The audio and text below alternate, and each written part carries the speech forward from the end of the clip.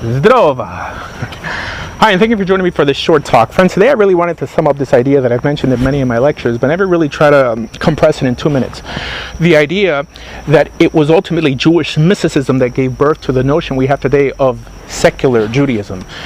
In other words, it was or is Kabbalah that gave birth to the idea of the secular Jew. How so? Well, prior to the 13th century, this notion that someone could be an atheist Jew, a Buddhist Jew, a Christian Jew did not exist. If a Jew stopped keeping Torah, he was not considered Jewish anymore.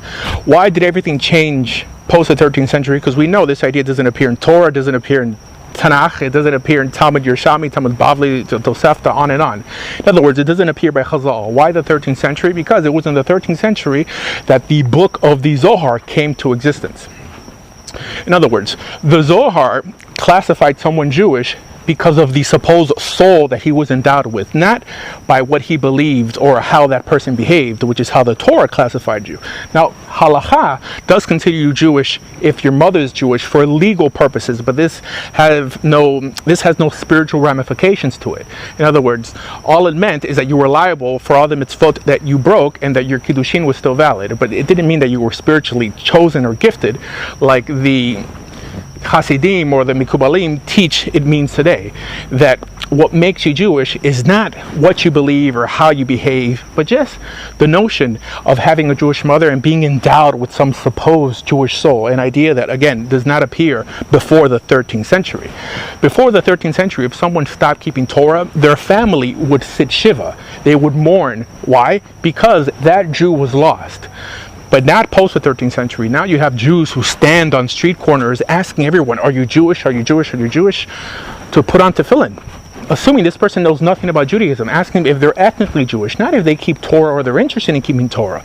Again, they've begun to elevate blood over ethics. So this gave birth to the notion of the secular Jew.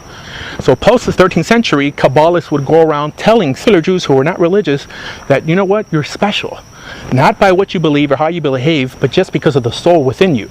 Now, secular Jews figured it out. That what? That they don't have to keep Torah. They don't have to be ethical in the name of Torah. All they have to do is continue existing. And because of this soul they've been endowed with, this automatically made them Ubermenschen. It made them special above and beyond their non-Jewish neighbors. So this created secular Jewish societies, complete secular atheist Jewish newspapers written in Yiddish, Jewish poetry and drama that was anti-religious.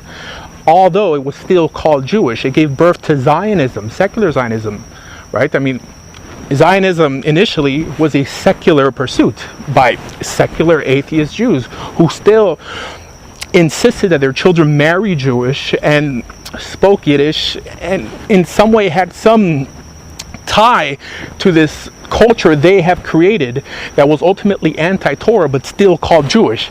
Again, because what made them Jewish was not what they believed in or how they behaved, but the supposed special soul that was endowed within them, right? But again, before the 13th century, what made them Jewish was how they behaved and what they believed in, but not anymore. So this is how secular Judaism came to be, because this notion that they're entitled to special treatment because in some way they're special than everyone around them, even though they don't believe in God, but just because the religious have given them this false idea that, again, did not exist post the 13th century. So this is how Jewish mysticism ultimately gave birth to the idea of Jewish secularism and basically everything that's wrong in the Jewish world today. Friends, for more information on everything Jewish, please visit bejewish.org. Okay? Till then.